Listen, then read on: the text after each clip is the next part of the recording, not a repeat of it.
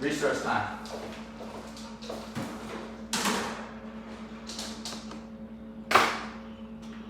Time to go over the old missed conversations. We already had a couple. And I have Riggins in the holding. He's almost, it's almost time for the dog. Let's do some resources first. Ooh, these are good. Oh, how's this food motivation? Let's see. It seems large. It's there. It's there. I need to get so he can see me clearly.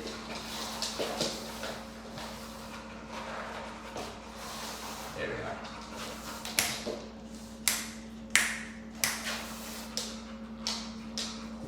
That's good. So see, everything I did layered. I got the set, right? From the pressure. Boy. That was stem, so snap, stem. So he's not leaving it fully. He still assumes he's going to be able to get some.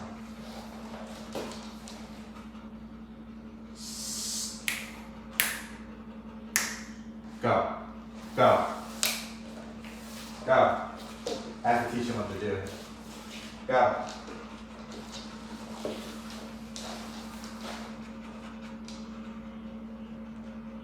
Okay, so those numbers were much higher. So you can see the initial startle. People mistake that for the dogs being fried. Like, oh my God, he must be in the electric chair. It's like, dude, that was an 8. Put that on your hand, you're not even gonna feel it. I just gave him a 20. No flinch. Now he understands it's me. He understands what's going on. So if your dog's flipping out with the e-collar a lot, there's possible chance that it's not understanding what's going on. Especially over basic commands. You say sit, and then you correct it, and it starts kind of like flipping out. That's because the dog's not conditioned to the collar.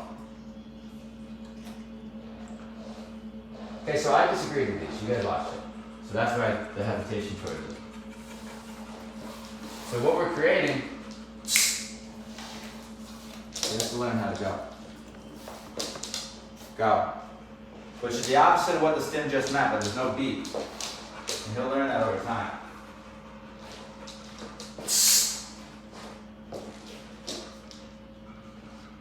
We're just playing right now.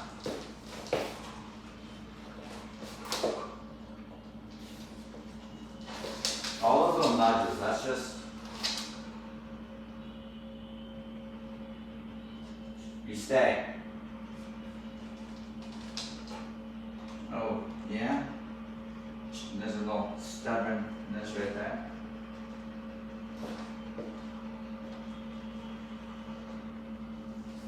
This is good. So he's learning me. He's learning me. My language, this means good. This sound means this. He learns that I can fight over resources. I can disagree. I can get physical. It was on the e-collar. So I snapped an e-collar, snapped an e-collar, snapped an e-collar. Right? Just so he knows it's coming from me. Now you can see he knows it's coming from me.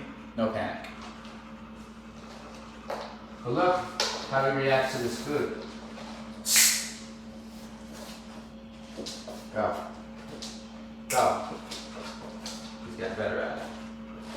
That's a conversation that this guy should know by now. When a human says go in the body language, the dog should send away from a social situation or resources or something like this. So you need a recall to get your animal to you. You need a stay to get it to stay somewhere. And you need to be able to tell it to leave a situation. This is the foundation. Okay, we just build on top of that. So I see holes in his foundation, which dogs who don't know commands but are very solid on this foundation, how to read a human and understand these basic concepts, they feel better. A dog doesn't need all these fancy commands to feel like a good dog. We're going to give him fancy commands, but he needs to feel like a good dog first, which means he understands basic social cues. All right? I say go, that means walk away with your body. I say come, that means come to me, and stay where I am. Obviously, if I say stay, then stay. Okay? I'm scared he's gonna pee. See the drool? He smells a female dog, maybe. I get to talk about female dogs with him too. I get to talk to him about food, space, my male dog Riggins. So when he wants to have the hierarchical kind of conversation of who's above who, I can step in and teach him not to do that. Then I take out the female dogs, he gets sexual towards them, I correct him over that, submit him over that possibly.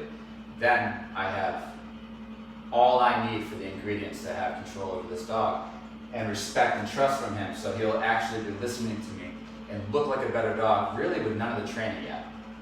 Right? That's just me going after certain conversations that need to be done with every pack member that's in a pack, and now I'm putting him in my pack, so I monitor the conversations, and it always happens the same way.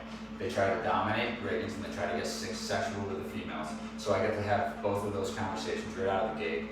Submit the dog if it tries to hump one of my dogs, or take a snap at one of my dogs, or do something inappropriate. That gives me a justified reason in the dog's head why he's being submitted. It makes sense to him. So now he knows his spot in the pack is below me, and I get to call the shots. Now we're there, then I start adding on some of the more advanced training. But we need that dynamic first. He needs to learn. I'll be the first human that he has that dynamic with, where he actually sees you as a leader. Okay? He's a good boy though, from what I can tell so far. Lots of potential, good boy. But you look at his behaviors change now that there's consequences, real consequences for his behaviors. He's now saying, well, maybe I will limit my behaviors because I get consequences for these behaviors that I'm not sure exactly how things are working. So he's not moving around as much because he knows now that I could disagree at any time with something that he's doing. So he's kind of just picking slow or being more cautious about what he does. And I'm going to start to tell him, that's what you should be like always, right? You shouldn't come into somebody's house, you know what I mean? And then the people walk in behind them, and they're like, sorry, this is just how he is.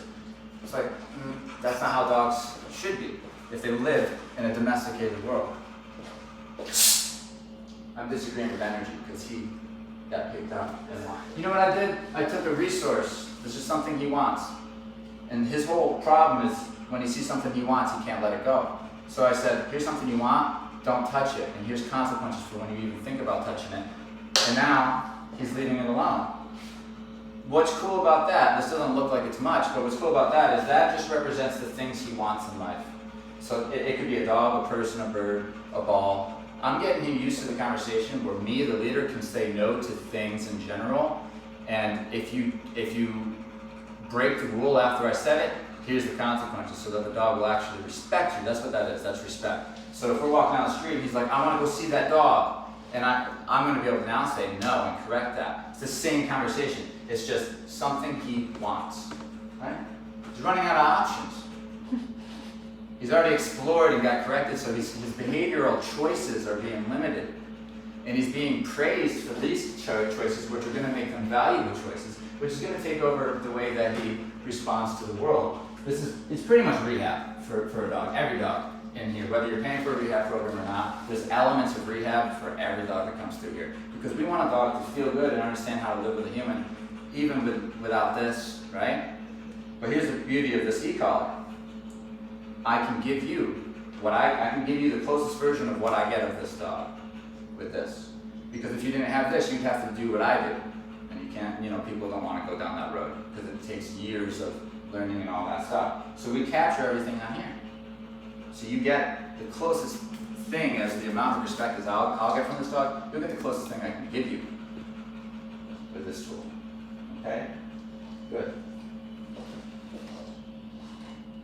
Alright, it's time for the next step, which is the Ringmeister. You want me to let him out or you want to let him out? I just need